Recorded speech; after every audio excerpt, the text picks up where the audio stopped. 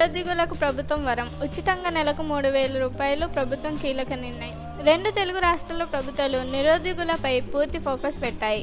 ఈ నేపథ్యంలోనే తాజాగా ఓ కీలక సమాచారం బయటకొచ్చింది. అధికారంలో వచ్చిన కొత్త గవర్నమెంట్ ఉద్యోగ నోటిఫికేషన్స్ ఇవ్వడంతో పాటు నిరుద్యోగులను ఆదుకునే ప్రయత్నాలు మొదలుపెట్టాయి.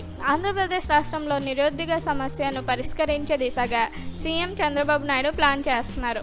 ఈ మేరకు పలు ఉద్యోగాల నోటిఫికేషన్స్ సిద్ధం చేస్తూనే కొందరికి నిరుద్యోగ భృతి కూడా ఇవ్వడానికి రెడీ అయ్యారంట.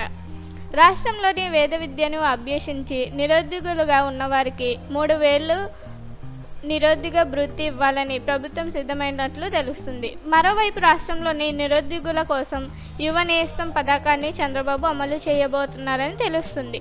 ప్రతి నిరుద్యోగులకు 3,000 రూపాయలు నిరుద్యోగ భృతి అందించేలా చంద్రబాబు ప్రభుత్వం విధి విధానాలు రెడీ చేసిందని టాక్ నడుస్తుంది.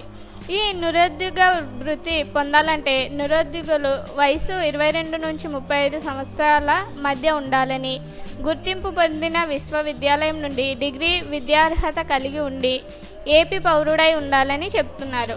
అయితే ఏపీ ప్రభుత్వం ఇంతవరకు అధికారికంగా ఎలాంటి ఉత్తర్వులు ఇవ్వలేదు. నిరుద్యోగ భృతిపై ఎలాంటి ప్రకటన కూడా చేయలేదు.